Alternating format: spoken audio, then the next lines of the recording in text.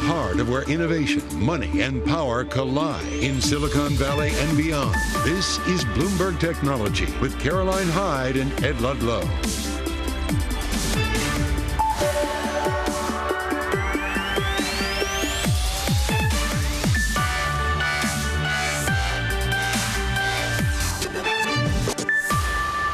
Live from New York and San Francisco, this is Bloomberg Technology. Coming up, tech stocks lead the markets to new highs. We discuss the drivers from the elections to earnings and the Fed. And we talk chip demand as ARM and Qualcomm give mixed signals about the smartphone market. We speak to ARM's CEO, Rene Haas. And the C-suite take on the election. We speak with Anduril's Palmer Luckey amid a focus on defense tech. But first, let's just get back to these publicly traded markets that are at new record highs. I shine a light on the Nasdaq 100. It finally reaches that new record yesterday, eclipsing the number it got to back in July. We're up 1.3%. The likely magnificent sevens drive this benchmark to yet further heights ahead of the Fed. What are you watching, Ed? Earnings, but November 5th, an astonishing day to report numbers, right? Lyft is up 27%. Off-session highs where it was up 30%. Strong outlook. They're kind of finding their niche and growth, despite Big Brother Uber also doing well. Then there's the chip names, Qualcomm and ARM. They've traded very choppy in the session. Qualcomm was up a lot, now it's up 0.8%. ARM was down, it's now up 5.5%. Basically, consumers in key markets like China buying higher price handsets and both benefiting from that. But we can get into it later in the program. We can. And of course, China, a key focus for the macro perspective going forward after the results of the election came through. Let's get an overview of these markets of Bloomberg's Jess Menton. Jess, we see big tech leading all the benchmarks to new highs, as well as small caps. But what keeps your eye? Well, the big thing, because y'all just touched on when it comes to earnings, so the biggest player, obviously, will have NVIDIA coming up on November 20th. But when you look more specifically at when it comes to some of its biggest customers, we've already had those earnings when it comes to Meta, Microsoft, Alphabet, as well as Amazon. So when it comes to as far as what in totality, when it comes to what they're plowing into data center businesses, as well as other fixed assets, I mean, it's around $59 billion with those four companies just in the third quarter alone. So usually that you can kind of glean into what that means for NVIDIA moving forward. But obviously on the back of these election results, there's a lot of questions as far as what this could potentially mean for Biden's CHIP Act, especially when you think about companies that derive different manufacturing from overseas like Apple, as well as when it comes to, say, China and Biden trying to prohibit them trying to use Western technology and trying to curb that right now, Caroline. The headline of the BN story today is NVIDIA is clear winner in a lackluster big tech earnings season. Is anyone watching this show? It's been great. Caroline and I have had a lot of fun. I think the main point is that whatever happens in this next administration, Jess, it doesn't kick in for a while. Is there like a theme of the now, of the next 3 months, final 3 months of the year that markets are looking to? Well, usually the playbook in an election year is typically once you have the election results, there tends to be a year-end rally. But we had quite a bit of a rally, not even just when you're thinking about what's happened in tech and growth stocks, but the first 3 quarters of this year was the best start to a year for the S&P 500 since 1997. But the Magnificent Seven didn't really contribute to that in the third quarter. Obviously, we've seen a bounce back from that. But even when we heard from Microsoft and Meta's results in recent weeks, on the back of that, we didn't really see those stocks pop. But obviously sort of all tide kind of lifting bolts here over the last couple of days following those election results. But moving forward, it's whether or not we see that playbook and especially the positioning play out in the final months of the year like we normally would through history. Bloomberg's Jess Menton helping us make sense of tech in markets. Thank you very much. So, what does Trump 2.0 presidency look like for the tech sector? Dan Ives of Wedbush writes, we expect a strong AI focus out of the gates from Trump for US big tech players, Khan out of the FTC, and Musk's big bet on Trump being a home run for Tesla. Dan Ives joins us now. Dan, regular viewers of this show and network will know that much of what I just read out is not a surprise, that you have this thesis. But let's start on the AI part. What gives you such conviction that Trump will focus on AI out of the gate? I think that's going to be a huge focus within the government. I mean, government's been way behind when it comes to AI. That's going to be huge initiatives, I think, through DOD, through the agencies. That's going to be bullish for Microsoft, bullish for Amazon, bullish for Google, names like Palantir. I think that's right. Other names that are going to benefit here in what is a golden age for AI. And Palantir, there's the link with government. I want to ask you about Elon Musk. And if you'll allow me, let me just put it this way, because the market tried to make sense of the Tesla move. It's believed that Trump will repeal some or all of what's legislated for on the EV consumer incentive side, manufacturing support for the companies themselves. There's the association tailwind between Musk and Trump. Why is it that Tesla survives and stands out to your mind, but GM, Ford, Rivian, names like that won't do as well? Sure. I think it's a great point. Let's go two parts. One, by removing the credits, the 7,500, that's going to give a much more even playing field. I mean, Tesla has a scale and scope. They're going to be hugely advantaged there versus the Detroit stalwarts. So that's bullish there in terms of giving them that availability and I think option, to ultimately they could still cut prices more. But the big thing, the reason that this stock, I believe it's $1 trillion of value unlocked when it comes to the AI piece, because when you look at Trump now, this is going to give the highway, the Autobahn, for autonomous. I think he is going to fast track autonomous FSD. That is very bullish for Tesla. And it comes down to, for Musk, one of the best strategic bets he ever made was ultimately this bet on Trump. Is the technology ready? I think the technology is not necessarily ready today in its current form, but it's going to a point that this is ultimately going to be, when I look at autonomous and FSD, it's $1 trillion incremental valuation. You look at cyber cabs, you could ultimately see 2026, 2027 initiatives get fast tracked. Tesla, Musk is the big winner in this, call it Trump sweepstakes, along with big tech. Because the other view is that Khan is likely going to be out at the FTC, and that's bullish for deal making across big tech.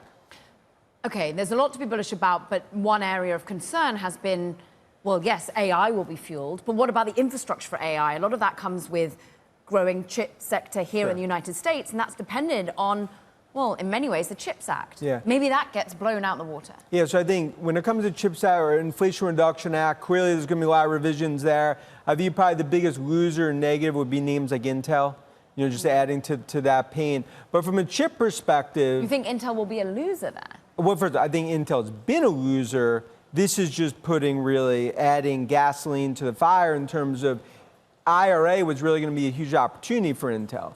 I think Intel now is on the wrong side of that trend. I think what you're going to see with IRA and Inflation Reduction Act, much more focus on chips in the U.S., but really much more focus on the AI build-out.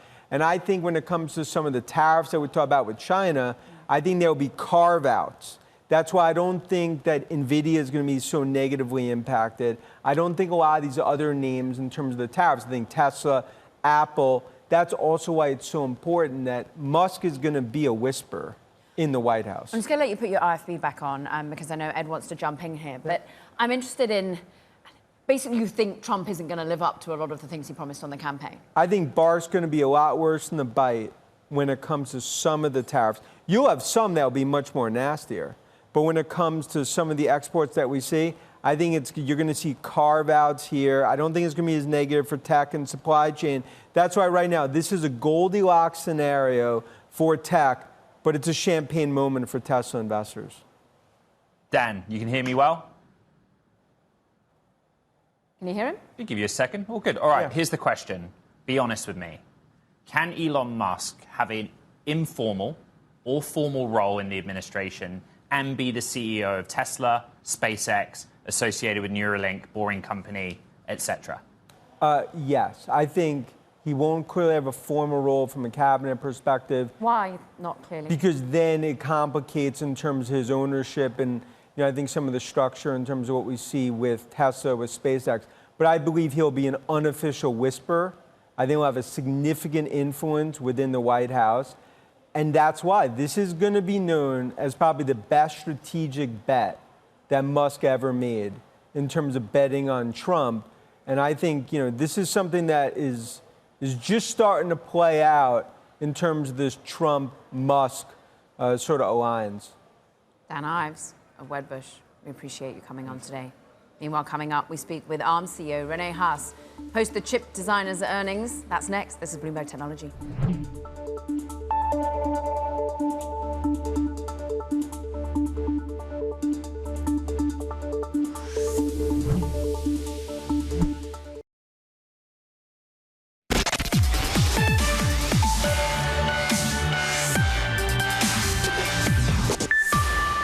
into the markets a little bit more and check out chip makers in particular. I bring you the stocks, of course, the semiconductor index. Currently up 1.6%, having a lovely couple of days. We're up more than almost 4.75, call it 5% over the last couple of trading days, most in the green. Qualcomm just holding on to its gains. It has come down from what had been in excess of 4 or 5% higher earlier. We're up 0.7%. They're giving a bullish sales forecast, expecting revenue of $10.5 to $11.3 billion in the current quarter. They beat analyst expectations, and their profit came in better than expected as well. Moving on to ARM, which has come from what was in the red pre-market trading to a higher 3.5% now. This is they too really managed to beat out the gate when it comes to both the top and bottom line. The company's revenue forecast was a bit of a concern, 920 million to 970 million, which perhaps just fell short of some expectations. But they really are maintaining their annual forecast of 3.8 to 4.1 billion dollars in sales. So let's get into it all a little bit more, Ed.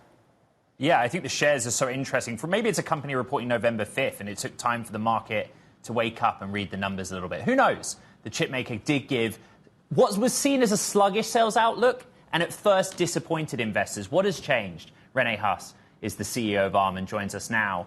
It's really interesting, right, in the function of what ARM does on licensing royalties, because sometimes it's not about unit growth. I look at like revenue, for example, and maybe some evidence, Rene, that the Chinese consumer in particular is buying higher end handsets. How does that help you benefit?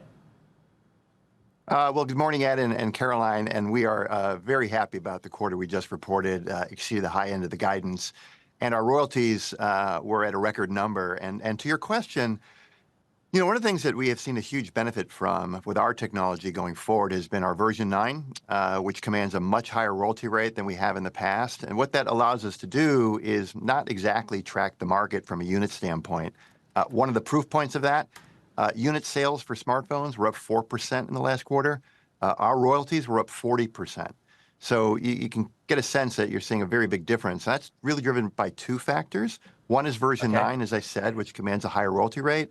And second, we're just seeing more ARM technology inside these smartphones, particularly the premium segment, which also commands a higher royalty. Rene, a lot of investors and people that I speak to in the world of technology think you're great. You're a great CEO.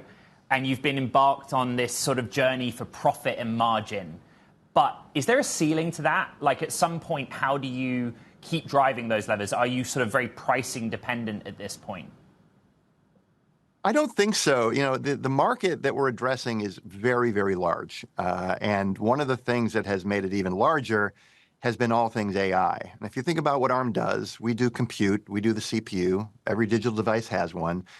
And the fact that you're running all these AI workloads on devices that are already running different applications that they had to in the past, that drives a need for more and more compute capacity, which ending up with ARM. So as a result, we're very, very fortunate to have some tailwinds from a technology standpoint driving our growth. So as far as the ceiling, I don't think about it quite that way. But I do think where we are is a market where we just can't get enough compute capacity for all these workloads that are going to be running on every device in your home or your business.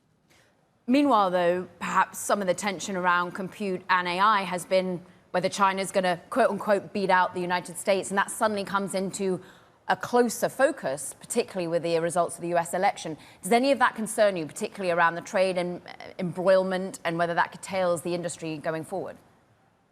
Yeah, a little hard to say, Caroline, relative to what could happen from perspective of tariffs, et cetera, et cetera. I think the one thing that I'm happy about post the election on Tuesday is that here we are on Thursday morning and we have a result. We're not debating about what might happen or could happen or should happen. We at least have a result behind us, which is good for business. It's good for the country. Now, going forward, we'll just have to see what goes forward in terms of the things you mentioned. The China business for us has been very resilient and very strong, both in data center and phones, as we've talked about, but also in the automobile sector. So regarding your question, we'll just have to wait and see. Talk to us a little bit about the phone part, and in particular, whether or not just us replacing less often, but with much more expensive phones, is going to be able to what makes your numbers resilient going forward. Will that continue to offset the fact that we're just buying fewer of them? I do. And the reason for that is when you start thinking about all of these AI agents that will increasingly be running on your smartphone, that is going to drive demand for more and more capability on these premium phones. And that's great for ARM because if you think about a next generation smartphone, it still has to run games, it still has to run apps, it still has to connect to the internet. But now you want to run a large language model or small language model, and you need to interface with the cloud and do security. That all requires a lot of compute, much more than in the past, which is great for ARM because you can't do it without using our technology.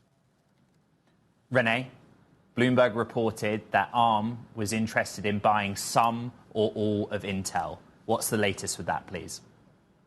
Yeah, I read that. I'm not sure exactly where it came from, but I can't really comment on those kind of rumors. More recent is a license dispute with Qualcomm, a longtime partner and customer of yours. Wouldn't it just make sense for you guys to work it out and settle and get something done so you can both just move forward? Yeah, so it's an ongoing litigation, as you know, Ed, and just to baseline things, it's a pretty straightforward case.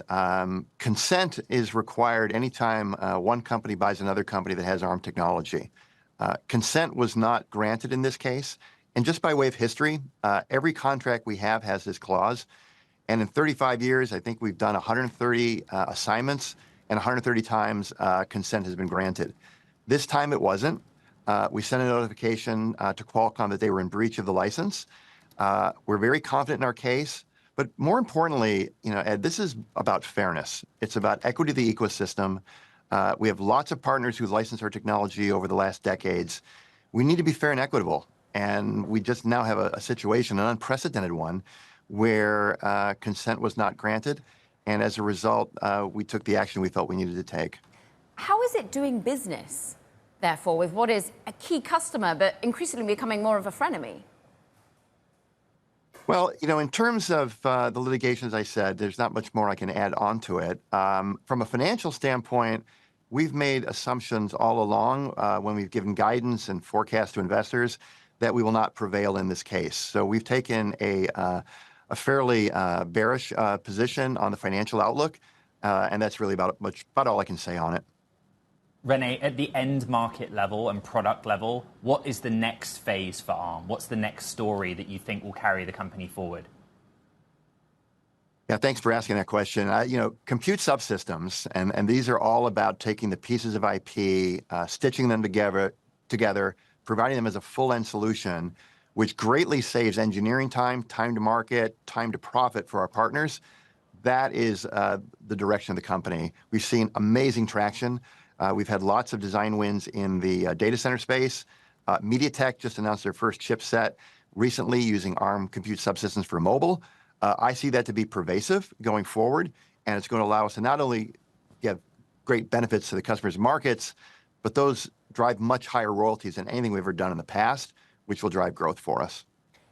Just paint the picture of where ARM will be in the ecosystem 5-10 years from now. You're still majority held by SoftBank in terms of your outstanding shares. Masa has some big vision, $100 billion to put in terms of creating an AI behemoth that complements what you do. But then there's also the element of whether you just stick to the designing part of the business. Where do you take this business, Rene, as its CEO? We have a lot of optionality, Caroline, in terms of the things that we do. And these are obviously the things we talk about all the time internally. Which direction do we go? How horizontal do we go? How vertical do we go? I'm not able, unfortunately, to talk about unannounced products this morning with you, although I would love to, but I just can't. But Rene, we do focus very much on the vertical and horizontal nature of the products, and also AI and the form factors and everything that goes forward. So 5 to 10 years from now, I do know that ARM will be involved in computing in a very large way. ARM CEO Rene Haas, we appreciate the time today. Thank you. Coming up, Lyft shares absolutely soaring as the company reports strong earnings and raises its outlook on full year growth. Our conversation with the CEO. This is Bloomberg Technology.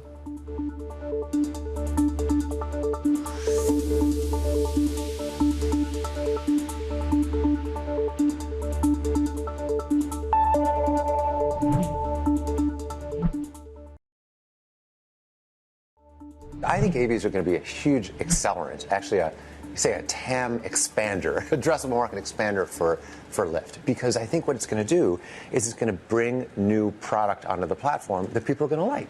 Some people are going to like being driven by a human. Some people are going to think being driven by a robot is pretty cool. Some use cases favor one or the other. So anyway, I think the hybrid future is what we're looking at over time. Now, Mobileye, they make the sensors. They make the tech. You probably have them in your car right now.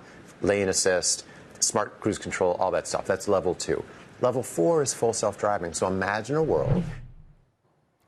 We now go to the President of the United States, Biden, addressing the public from the Rose Garden. Let's listen in. Good to see this cabinet and staff together here. Thank you.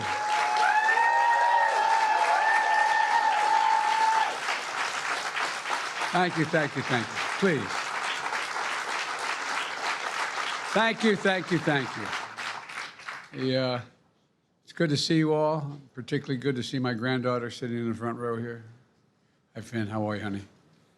For over 200 years, America has carried on the greatest experiment in self-government in the history of the world. And that's not hyperbole, that's a fact. We're the people. The people vote and choose their own leaders, and they do it peacefully. And we're in a democracy. The will of the people always prevails. Yesterday, I spoke with President-elect Trump to congratulate him on his victory. And I assured him that I'd direct my entire administration to work with his team to ensure a peaceful and orderly transition. That's what the American people deserve. Yesterday, I also spoke with Vice President Harris. She's been a partner and a public servant. She ran an inspiring campaign, and everyone got to see something that I learned early on to respect so much, her character. She has a backbone like a ramrod. She has great character, true character. She gave her whole heart and effort, and she and her entire team should be proud of the campaign they ran. You know, the struggle for the soul of America since our very founding has always been an ongoing debate and still vital today. I know for some people, it's a time for victory, to state the obvious. For others, it's a time of loss. Campaigns are contests of competing visions. The country chooses one or the other. We accept the choice the country made. I've said many times, you can't love your country only when you win. You can't love your neighbor only when you agree. Something I hope we can do, no matter who you voted for, is see each other not as adversaries, but as fellow Americans. Bring down the temperature. I also hope we can lay to rest the question about the integrity of the American electoral system. It is honest, it is fair, and it is transparent. And it can be trusted, win or lose. I also hope we can restore the respect for all our election workers who busted their necks and took risks at the outset. We should thank them. Thank them for staffing voting sites, counting the votes, protecting the very integrity of the election. Many of them are volunteers who do it simply out of love for their country. And as they did their duty as citizens, I will do my duty as president. I'll fulfill my oath, and I will honor the Constitution. On January 20th, we'll have a peaceful transfer of power here in America. To all our incredible staff, supporters, cabinet members, all the people who've been hanging out with me for the last 4 years, God love you, as my mother would say. Thank you so much. You put so much into the past 4 years. I know it's a difficult time. You're hurting. I hear you and I see you. But don't forget all that we accomplished. It's been a historic presidency. Not because I'm president, because what we've done, what you've done. A presidency for all Americans. Much of the work we've done is already being felt by the American people, but the vast majority of it will not be felt over the next 10 years. We have legislation we passed that's just only now just really kicking in. we're going to see over $1 trillion worth of infrastructure work done, changing people's lives in rural communities and communities that are in real difficulty, because it takes time to get it done. And so much more. It's going to take time, but it's there. The road ahead is clear, assuming we sustain it. There's so much we can get done and will get done based on the way the legislation was passed. And it's truly historic. You know, we're leaving behind the strongest economy in the world. I know people are still hurting, but things are changing rapidly. Together, we've changed America for the better. Now we have 74 days to finish the term, our term. Let's make every day count. That's the responsibility we have to the American people. Look, folks, you all know it in your lives. Setbacks are unavoidable, but giving up is unforgivable. Setbacks are unavoidable, but giving up is unforgivable. We all get knocked down, but the measure of our character, as my dad would say, is how quickly we get back up. Remember, a defeat does not mean we are defeated. We lost this battle. The America of your dreams is calling for you to get back up. That's the story of America for over 240 years and counting. It's a story for all of us, not just some of us. The American experiment endures. We're going to be okay, but we need to stay engaged. We need to keep going. And above all, we need to keep the faith. So proud to have worked with all of you. I really mean it. I sincerely mean it. God bless you all. God bless America. And may God protect our troops. Thank you, thank you, thank you.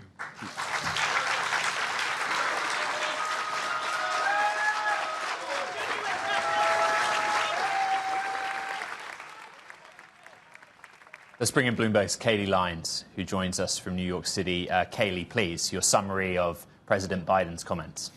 Well, Ed, the most important point about the speech from Biden at the Rose Garden in the White House that follows the speech, the concession speech from Vice President Kamala Harris yesterday, is that they both are acknowledging the decisive victory of Donald Trump and pledging for a peaceful transition of power. We just heard President Biden say those words, that he called to congratulate Donald Trump yesterday, that he will do his duty on January 20th to make sure there is a peaceful inauguration of Donald Trump and a power transition in the United States. Similar in rhetoric to what we heard from Kamala Harris yesterday, the suggestion, while this specific fight was lost, as he cast this as campaigns being a contest between competing ideas, that does not necessarily mean that there won't be ones won in the future. And interesting to also see President Biden here trying to characterize his legacy as well, talking about the accomplishments he sees this administration having completed, the idea that there's more work they will do in 74 days, because in part this is the song of President Biden, who is getting a lot of blame within the Democratic Party for the loss of Kamala Harris. The suggestion that he stayed in the race too long. He ultimately, of course, did not bow out of it until July, and he is getting a great share of the blame for what happened this week and the victory of Donald Trump. But again, that victory is being acknowledged. They are planning to work with the Trump transition team to make sure that this all happens smoothly. There could still be some hiccups, as Donald Trump is specifically a bit skeptical of the General Services Administration, for example, the intelligence agencies that would oversee things like background checks for those incoming into the administration. So there could still be some hiccups here, but by and large, they are committing to a peaceful transfer of power. They are conceding that Donald Trump won this race, and this is something we did not see 4 years ago in 2020. Kayleigh, they then also focus on the 74 days still left to enact policies and indeed what has been achieved. There was a mention of infrastructure, and that plays a lot to the technology community here. How much do you think there will be any more passing of anything or any more focus on on potentially the future if indeed, say, a CHIPS Act is unraveled?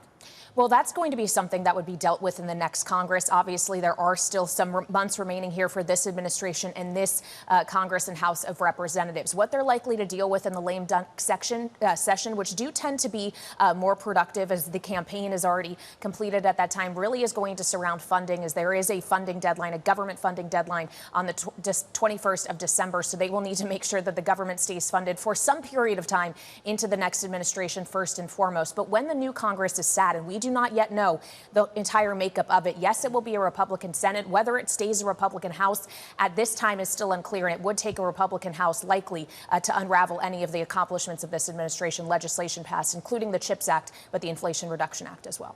Bloomberg's Kayleigh Lyons, we appreciate it so much on the back of that Biden speech. Meanwhile, Ed, let's get back to these markets.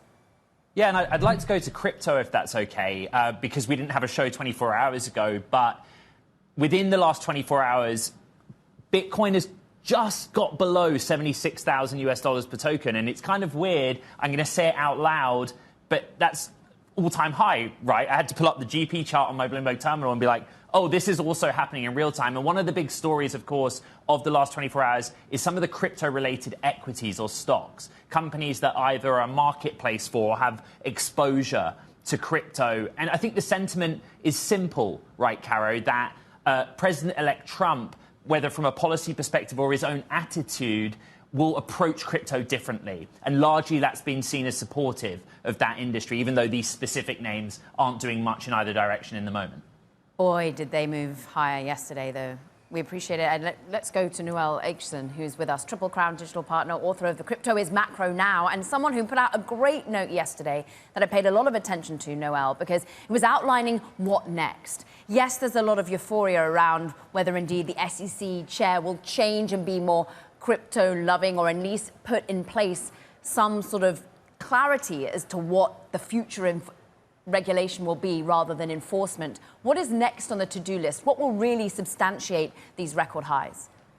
That's exactly what we're all asking, Caroline. Thanks so much for having me. What is next very much depends on the priorities of the new administration when it gets in. I think we can assume that perhaps crypto is not going to be top of their list, but he did make some very important promises, and it is a very sore thorn in the side of U.S. financial infrastructure that this has not been dealt with. There's going to be some limits as to what they can do in the short term, and perhaps crypto spirits are getting ahead of themselves a bit. But at the very least, a change of regime at the SEC would be very good news to enable builders to go in and talk to the regulator without fear of an action. This would especially be good for assets whose status as security or not is currently unclear, as well as those that want to provide services for those assets.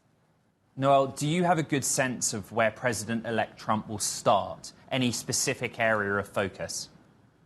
I think the number one and the low-hanging fruit has to be a change at the SEC. I think that's pretty much on the cards. That would have happened, to be fair, I think anyways. But the type of change now, obviously, is going to be slightly different than had the election gone the other way. That's a fairly easy one. And again, you have to remember that ever since Chevron was overturned, the SEC does have its hands tied as to the kind of rulemaking it can engage in.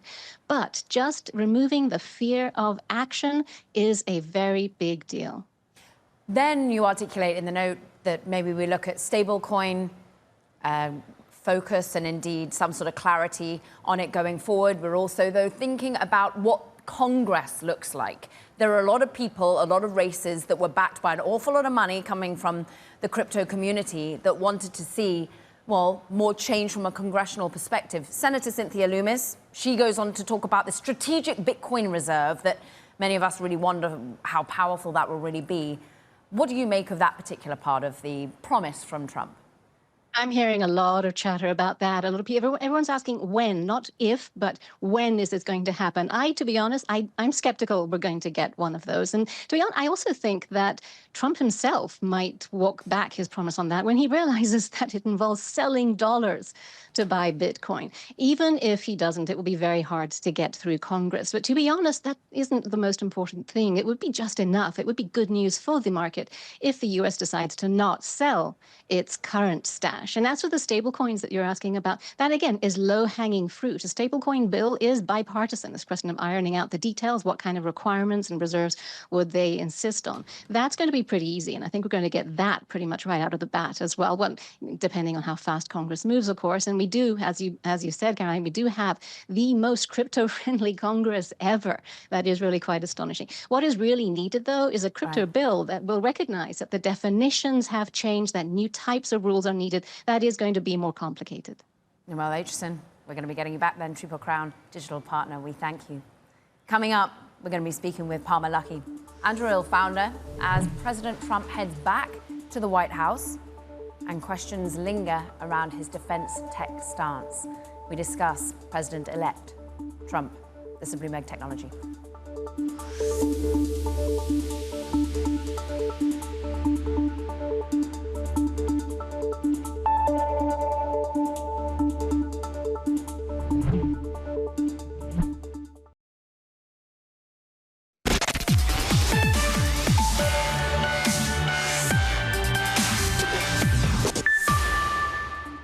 As Donald Trump prepares to head back to the White House, there are questions around his policies on AI, defense tech and spending. For more, Anduril founder Palmer Luckey is back with us here on Bloomberg Technology. And Palmer, I want to keep it focused on technology, but I'd also like to invite you to start just to give your reaction to the outcome of the election and I guess reflect your sentiments about the next 4 years.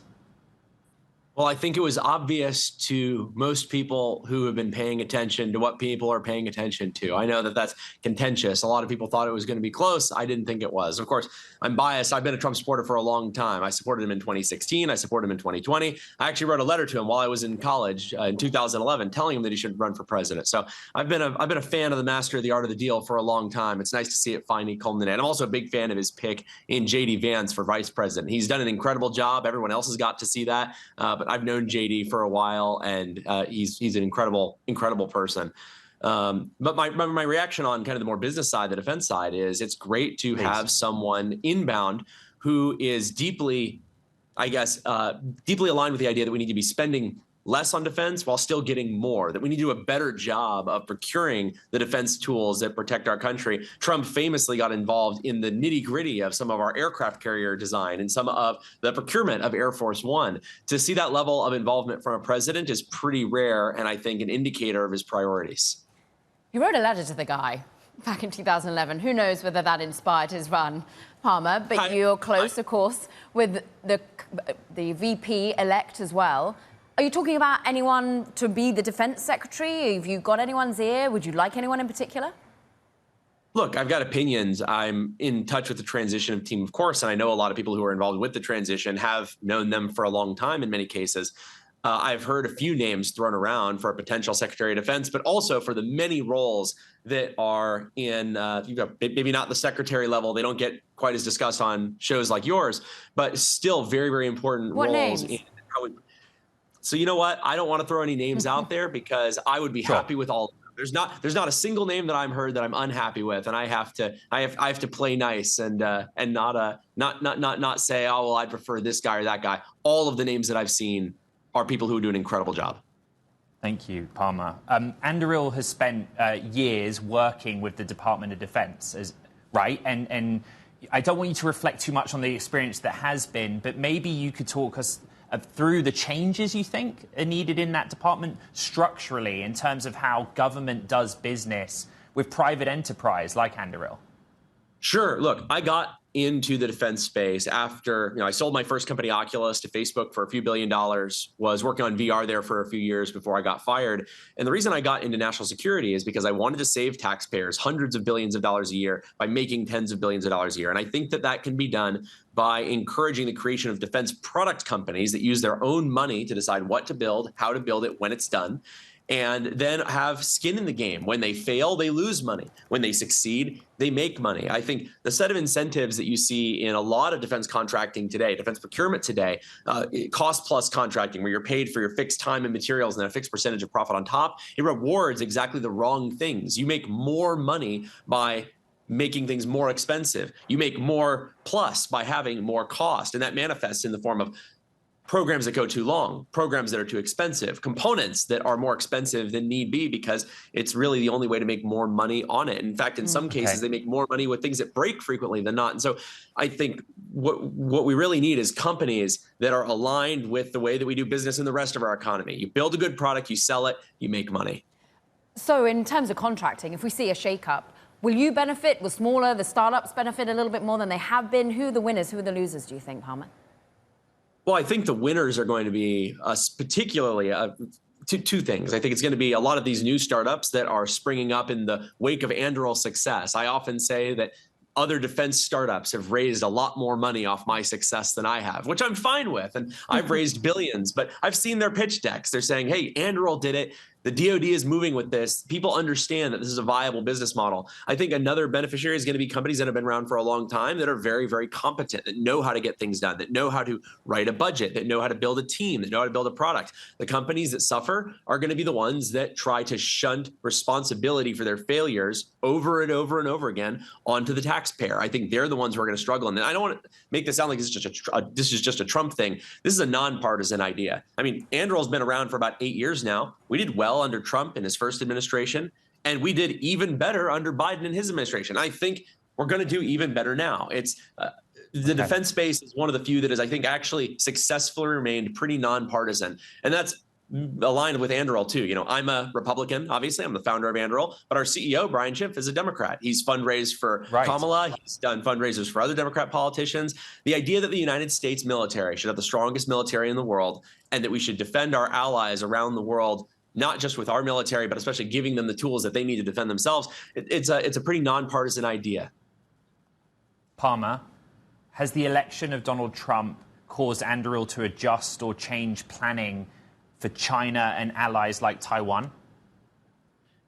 I don't think so. Mostly because I was certain he was going to win. I think it was already baked in. Okay, and one thing I'm fascinated by, and just bear with me on this one.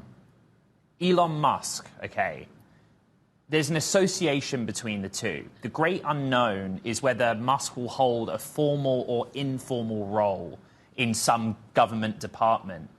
But I guess, what's your assumption and planning on how much attention he can keep Trump focused on defense, space, and what you kind of think it will actually lead to? Do you see what I mean? I think that Elon has outperformed every reasonable expectation of him. I was one of the people, I have to admit, that didn't believe that he could successfully work on Twitter and SpaceX and Tesla and Solar City and Neuralink and politics and everything else and Diablo 4 top 20 ranked all at the same time. But he's done it. And so on the one hand, it's easy to say, oh, man, I think it's going to be really hard for him to do all of that and also, you know, keep this administration maybe focused on things like space, making humanity a multiplanetary species, an extrasolar species eventually. But you know what? Everyone who's ever bet against Elon has come away crying. So I think I'm probably just going to have to say, yeah, I bet he's going to do it somehow. Somehow he's going to do it. Anduril founder, Palmer Luckey, we appreciate it. Thank you for coming on. Meanwhile, we're going to discuss a little bit more about Elon Musk and what the Trump win means for him and his businesses. This is Bloomberg Technology.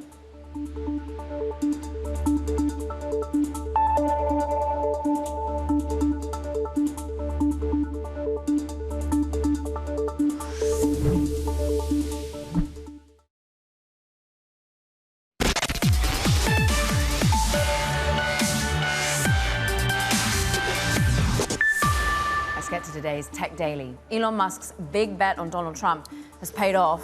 If you're looking at the market capitalization of Tesla, absolutely rocketing. But what does it mean for the value of other areas of his control? X, for example, the platform formerly known as Twitter.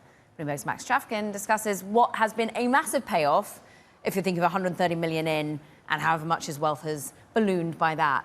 But what about the other areas of growth? Well, I think X we need to stop thinking about as a business that exists outside of Elon Musk's general empire. X's value has fallen a lot over the past 2 years, but I think at this point it's fair to say that its influence, its political worth, what it gives Elon Musk's other areas is probably worth more than the $44 billion he paid for it, or at least the money that he's lost in running it over the past 2 years. SpaceX stands to gain tremendously from this election. Trump on the stump was talking about Mars programs, talking about ordering rockets up from Elon. And if that happens, if there is a big Mars program that is unveiled, that's going to be worth billions, if not tens of billions of dollars to Elon Musk. Neuralink, his brain implant thing, that's federally regulated. The Boring Company, federally regulated. Right. AI, potentially regulated. Federally regulated is like the key point, right? In history, high-profile people from the private sector going into government is not new, like Gary Cohn, Mnuchin, whatever. The question is, will Musk see it through, Max? Will he still be with Trump in some role a year from now, or 2 or 3 years from now?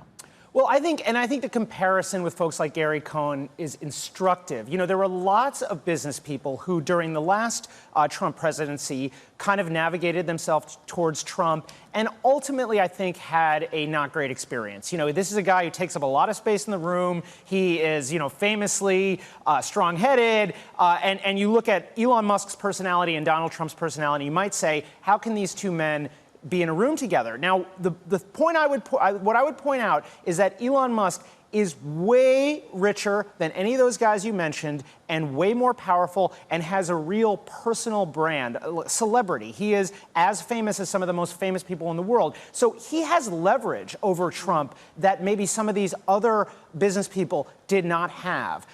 Elon Musk now, I think, very much needs Donald Trump, but I would argue that Donald Trump and the Republican Party now needs Elon Musk, too. There are other positions of power within the U.S. government. The White House is not all of it. Will there be checks and balances? I think you have to look at the past Trump presidency and also just like the character of Elon Musk and Donald Trump. These are not guys who like following who necessarily are paying super close attention to the rules. And so I think that, we're going to see a lot of conversation about potential ethics violations. Should a guy who owns a major defense contractor, who controls a major defense contractor, be giving the U.S. government advice on defense personnel? That's probably going to run afoul of ethics rules. Now, do I expect that to slow down Elon Musk? No.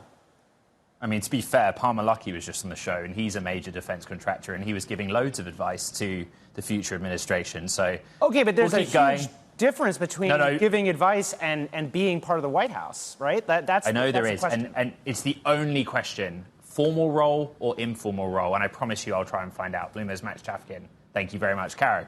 That does it for this edition of Bloomberg Technology. Boy, do we get through a lot, whether it's earnings that are still on, a Fed that's to come, but also about the election. Check out the pod. You know where to find it. Team in New York and SF, thank you. This is Bloomberg.